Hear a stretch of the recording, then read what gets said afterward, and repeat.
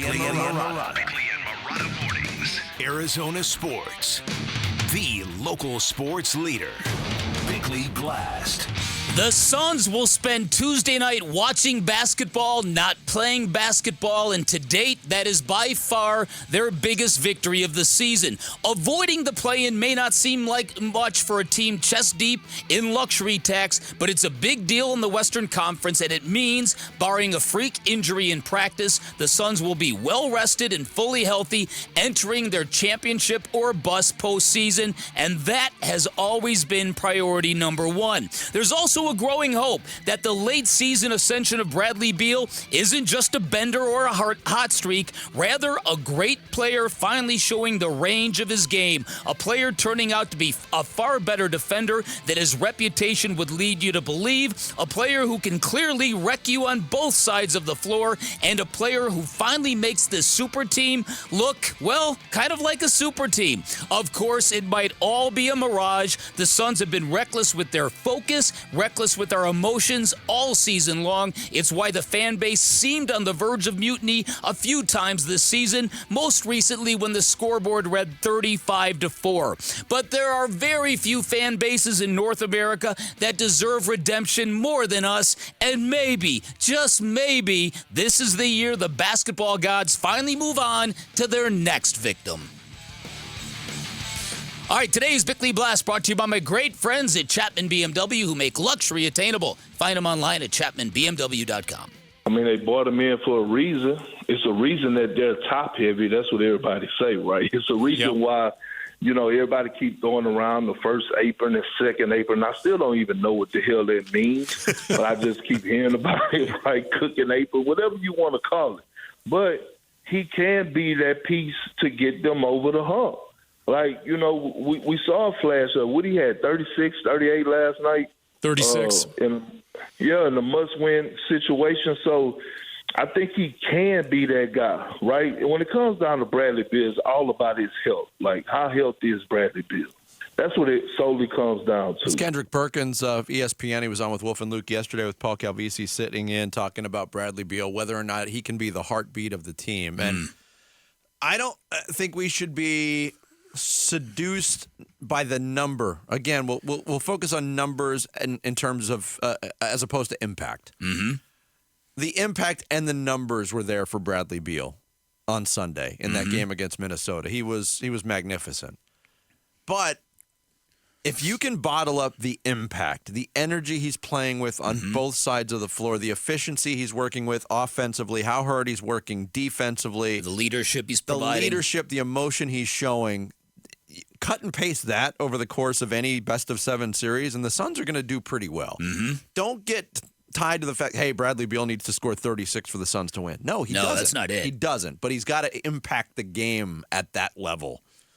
Yeah, and he can do that. He's been doing that. And lighten the load on Devin Booker and Kevin Durant, two guys who have had playoff disappointments in their own respective careers. Then we're talking. Yeah, listen, it's really something else for the Suns to go through a season in which their fan base was pretty much up in arms, many swearing off the team, many just swearing at the team.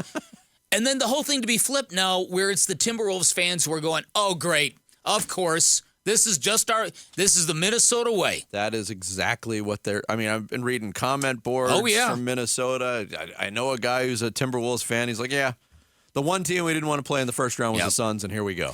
Anthony Edwards in 3 games against the Suns this year, 43 points total on 42 shots attempted. Is that good? No, it's not good. That's a math problem. Shut up, Jared!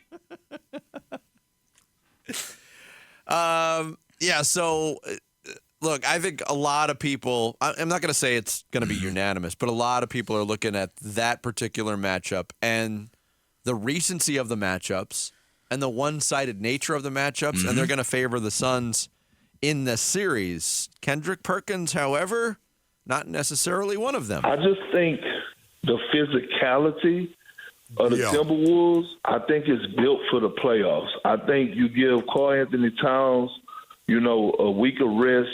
They're going to have the preparation. But I just think of their perimeter defense, man. You know, you look at Mike Conley, old school Mike Conley. He's 31st in the league in opponent's field goal percentage. Anthony Edwards, he's 10th in the league in opponent's field goal percentage. Jaden McDaniels, he's 4th in the league in opponent's field goal percentage. And then when you have Rudy down there, it's like, okay, y'all just got to fine-tune some things. And I know the Suns been spanking them in the regular season, but the little chirping at the end of the game could have sparked the fire for them. But I just been really high, and I'm really sold that consistent defense is going to win you championships.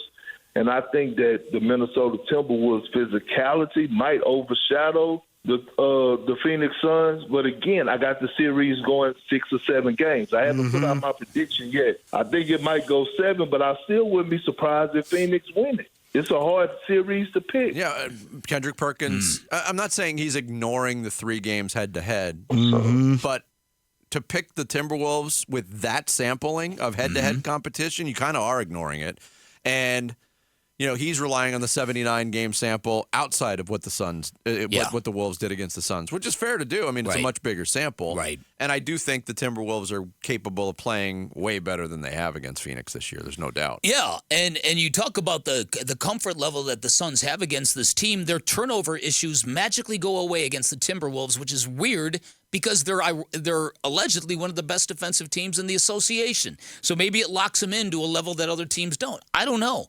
It's just, look, styles make fights. Where have I heard that before? You also mentioned in your blast the luxury tax. That's going to get talked about a lot this offseason because yesterday the Suns made the extension complete with Grayson Allen. 4 years, $70 million. It's great for Grayson Allen. There's a lot of money going back to the league in luxury tax, over $100 million in luxury tax alone. There's a couple things about this.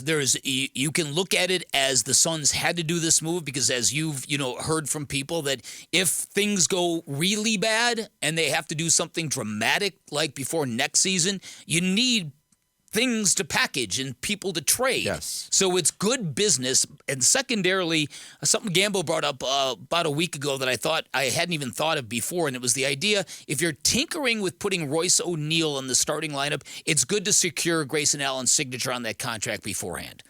Not that he's the kind of guy that would be all upset about having to come off the bench. He doesn't strike me that way. But in a season in which he has been one of the breakout stars, in a year that he was clearly playing for a contract, it's good to get this done now because now you can do whatever you want. Not that it would have mattered in the first place, but you know how it is. If you have a guy in the starting lineup all season long and then suddenly you go, you know what? Royce O'Neal would really be a much better matchup in this series. Yeah, and I'm wondering, too, because we saw Grayson Allen was back in the starting lineup on Sunday. But if you look at that front line for Minnesota, that's a huge physical front line with Gobert, McDaniels, and Karl Anthony Towns. I mean, that's all 6'10 and above. So you're getting a little bit more size with Royce O'Neal, a little bit more weight, although Grayson Allen has held up defensively on that end, too. McDaniels is not really a concern on the offensive end. He's had some good games against the Suns, but he's not where that offense goes. I'm real curious to see what Frank Vogel does in that matchup. So am I. And I'm real curious to see if the Timberwolves are going to have any real belief. Is what they are saying accurate? That, hey, of course we can beat them. Of course. And we think we're going to win every time we take the floor. These numbers are so lopsided and so contrary to what the rest of the season looks like for each team. Yes. That it just looks this looks like a gift for the Suns. It does, but now they got to capitalize. If the Suns can duplicate that in Game 1 on Saturday, they might just waltz. That's what I'm saying. Yeah, you steal their heart early. Exactly. Yeah. Thanks for watching Bickley and Marotta. Click to see the latest Bickley Blast and hit the button in the middle to subscribe to Arizona Sports.